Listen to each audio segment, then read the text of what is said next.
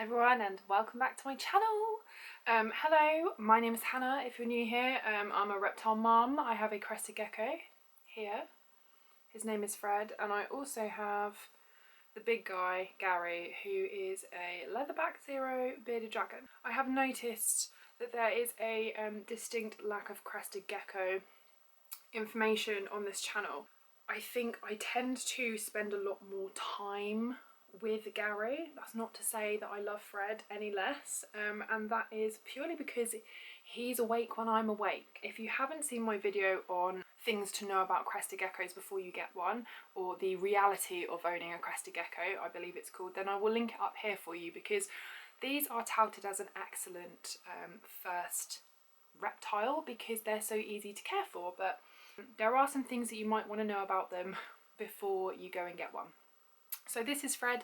He is, what is he? He must be 6.5 years old now. He is I believe he's a blonde harlequin. I'm not so great on the cresty morph, so if you think differently, then do let me know. He's a male. He's fully grown now. He still has his tail, and today we're going to be talking about what you should do if your crested gecko loses their tail. So, as with many lizards and geckos especially, these guys can actually drop their tail. Now, the difference between a crested gecko and something like a leopard gecko is that once these guys have dropped their tail, actually they do not grow them back. And they become something that we like to call a frog butt, because as you can see, they normally lose it literally just after. I mean, you can see Fred's little male bits there. The tail would be lost like right about here. And these guys actually have a set of muscles that can drop this tail and also kind of stop the bleeding as well, which is really, really clever. But as I was saying, they don't grow them back. So once it's gone, it's gone. And there can be various different reasons for this. Obviously in the wild, this is a really cool defense mechanism. What will normally happen is a gecko will see a perceived threat, maybe being chased or predated on by a larger animal. It will drop the tail so that it can run away, and what the tail does as soon as it's loose from the actual body of your gecko is it tends to go crazy and wiggle around and stuff, and this is basically a distraction method so that your gecko could escape. Now obviously these guys are not going to get predated on in your care, we hope. So normally they can still drop their tails. This process will unfortunately still happen in captivity. A lot of geckos, babies, tend to lose them as they are a little bit more flighty and a little bit more frightened, as you would be if you were a baby. These guys can still drop them at any time. So I've had him now for a long time. I've been taking care of him for about 5.5, 6 years. He was a juvenile when I got him. He was my first reptile. As you can see, this hasn't happened to me, but that doesn't mean that it won't ever. Unfortunately, these guys can stress out, and they do sometimes just drop them for, to us, what we perceive to be no reason. I have seen lots of stories, people just waking up and their cresty has dropped their tail, and I've also seen sort of bad handling and things, so maybe being grabbed by the tail, things like this.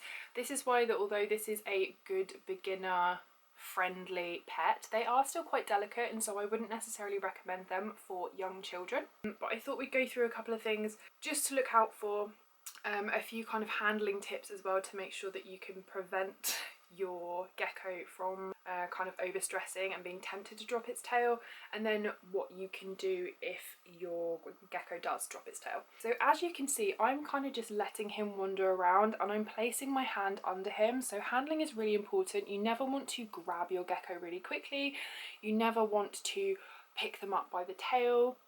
You always want to be handling them at a safe kind of distance from the ground, because these guys do jump, and as you can see, I'm just letting him walk my hands. Now if I go to get him out of my tank, when I go to pick him up, I go underneath the bulk of his body and pick him up so that the majority of this area on him is supported. So you want to be supporting the main part of his body, so like from the back of his head underwards. You want to scoop them from underneath, or allow them to kind of walk onto your hand to get out of the tank. You never want to be grabbing them. Something that I'd also recommend for the least amount of stress, this should be something that most of you have anyway, is that your enclosures for your reptiles, the majority of your reptiles, in fact I don't think there's one where I would suggest, unless you have an aquatic animal, your enclosures for your reptiles should always be front opening. Your animal can see you coming, you're not going to be surprising them or frightening them. By approaching the tank, they can see you, you can see them, and this is really important. As I was saying earlier, one of the reasons these guys drop their tails is because they use them as an escape mechanism, as a defense mechanism, so they don't get eaten in the wild. Lots of small lizards, small snakes, things get predated on in the wild by birds and things like that. So coming from the top is going to be something that your lizard, your gecko in particular, may well find extremely distressing, because that natural instinct is still going to be there. So always have a front opening enclosure where your animal can see you approaching it. Never grab them from above, as it can be really stressful. And just make sure when you are handling that you are supporting the majority of their body weight when you go to pick them up. The same goes for things like bearded dragons. Handling them appropriately and having their body supported is not only good, especially with the bigger lizard, that their spine and their tail and stuff is supported, but will also stop them kind of thrashing around their tail and things like that. Now, unfortunately, you can be doing all of this and you can be kind of speaking gently, you can be letting them just kind of walk onto your hands, not grabbing them and being really gentle with your pets, but sometimes they will just have something happen to them, or they could hear a loud noise, or I've seen a story where this girl was hoovering her room and the gecko dropped its tail, just because some of these things are not known to these guys. They don't know what they are. Loud noises can scare them. They can get stressed out by the most random things. I've also seen stories where people just have them in their tank by themselves when they first bring them home and stuff. So anything that could be stressful to you, like a, I don't know, like a tank upgrade or you moving house or something like that, could also be stressful to your gecko. So just bear all of these things in mind. But there are some times where they just drop them in the middle of the night or something, and you can be a little bit clueless as to why this has happened. The first thing you want to do is stay calm and don't beat yourself up. These guys tend to heal up really well and very quickly. Their tails won't grow back and they will look really cute. But do bear in mind that you do want to be making sure that if you have your gecko on loose substrate or something, I would maybe switch that to paper towel just while it's really kind of fresh, because it will leave an open wound on the back end, and you want to be making sure that you are kind of not touching it, making sure that it looks clean to you, not oozing or anything like that. Obviously, if you see oozing or any signs of infection, you do want to go and receive veterinary care immediately. I know that some people also suggest putting like little bits of antiseptic cream or something on there that don't contain numbing agents or anything, as these can be harmful for your animals.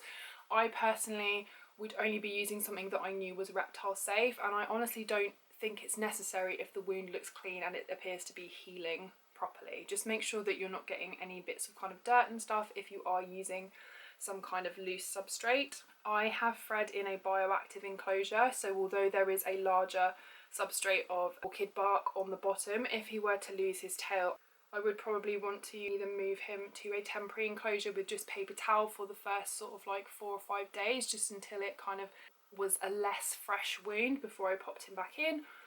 Or I would be trying to cover the bottom of the substrate with some newspaper or something and leaving him in his normal tank, just to make sure that everything stays really clean. Normally these guys are going to heal up really quickly and it's not really going to bother them. Another thing just to look out for, but it's nothing to worry about, is that these guys are probably going to fall off things a little bit easier. They use their tail as balance and often to like catch themselves when they're jumping around in their tank and things, and it's going to take a little bit of adjustment.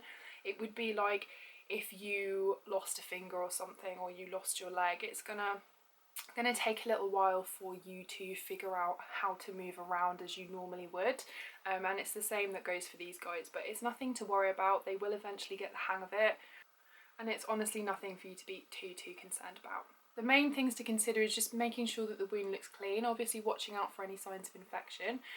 If you feel uncomfortable leaving them in there where they have any kind of loose substrate or things that could get attached to a fresh wound, then obviously taking away that opportunity by either covering it with some kind of newspaper or paper towel, or moving them into a temporary enclosure for a few days just while it starts to heal up nicely. And of course, just making sure that you don't feel like a bad pet owner. These things, we don't ever do them on purpose. Sometimes, as I said, they just kind of happen for no apparent reason, or you don't know why they've done it.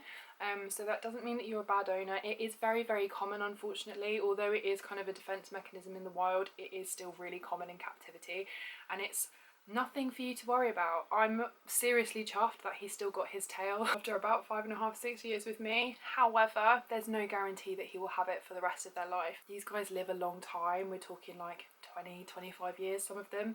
I will be with him still, hopefully, when I'm in my early 40s, and he may have dropped his tail on me by then. You never know. And every gecko is also really different, so just bear that in mind. Just remember sensible handling. Do keep an eye on small children. I don't recommend these as pets for small children, but I think handling with care, supervised, is absolutely fine. Just make sure that you're doing the best by your gecko, and really don't kind of sweat it if your gecko does drop their tail, because it happens, and you know, most of the time it's not your fault. Try not to give yourself a hard time. Just keep an eye out for infection and things, but these guys heal up really nicely most of the time. So although it's disappointing, it's not going to ruin the quality of their life. So just don't be too concerned about it, and don't be giving yourself such a super hard time. I hope this has been really helpful for you and answered some of your questions. If you do have any questions for me about crested geckos, or you have any video ideas that you would like to see on them, as I know that these guys are really interesting to a lot of you, and a lot of us, maybe more experienced reptile keepers, this was our first kind of reptile. So if you have any ideas on, maybe you want to see a care guide or his tank tour, or you know, anything like that, then please do let me know what you would like to see, and I will happily get cracking on those videos. I hope you've enjoyed, and I will see you in the next one. Okay, lots of love to you all. Hit that thumbs up button for me, and it's goodbye from me and the small bean. Okay.